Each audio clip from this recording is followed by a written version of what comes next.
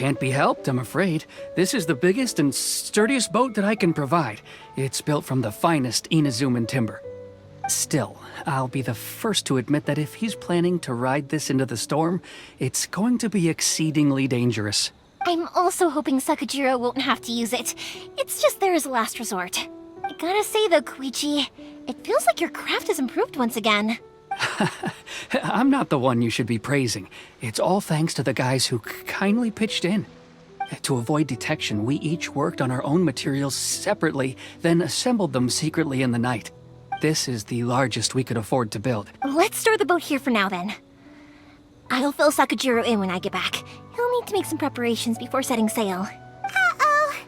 Paimon feels really worried all of a sudden. Doesn't helping Sakajiro make you a collaborator in the eyes of the Tenryou Commission? Maybe it does, but I knew what I was getting into from the moment I agreed to help him. My family has pretty good connections with the Yashiro Commission. We work very closely with them. And whenever there's a national event of any sort, the other two commissions come to us too. As long as I'm polite and respectful and don't cause a fuss, they won't look to cause trouble for me either. And anyway, to your point about collaboration, you've been helping out too, right? That's true. This was all a collaborative effort. Wait! Oh no! Ah, so you're seasoned crooks already, eh? Don't know what I was worried about then. Anyway, thanks for everything, Koichi. And your fireworks are ready, so just go pick them up from my house whenever you want.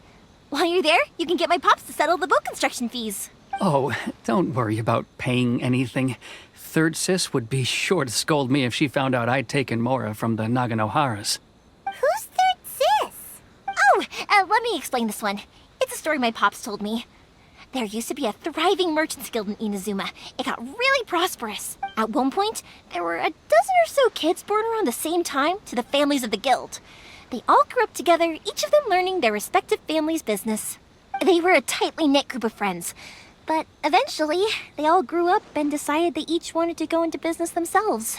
It was inevitable that business would send them all to different corners of the world, and that they'd have far less opportunity to see each other in the future. That's right. Just before we went our separate ways, the eldest of the group suggested that we should all go watch some fireworks together one last time.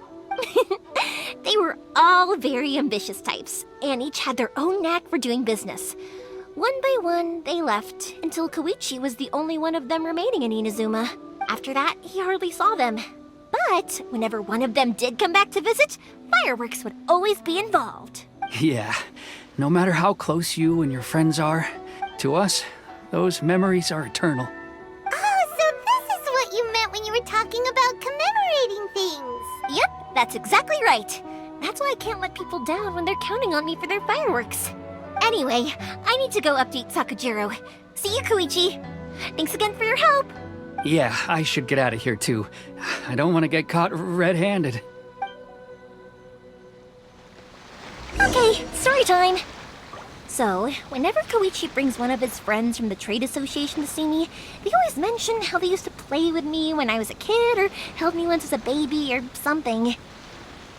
But there are so many of them in that friendship group, and I don't remember anything from that age anyway, so I never have a clue who they are. One time, he shows up with another one of his friends, and the friend asks me if I remembered him. So I'm like, yes, I do! You held me once when I was just a baby. Koichi just bursts out laughing and says, actually, this is one of his carpenter friends. Turns out, he's a lot younger than he looks.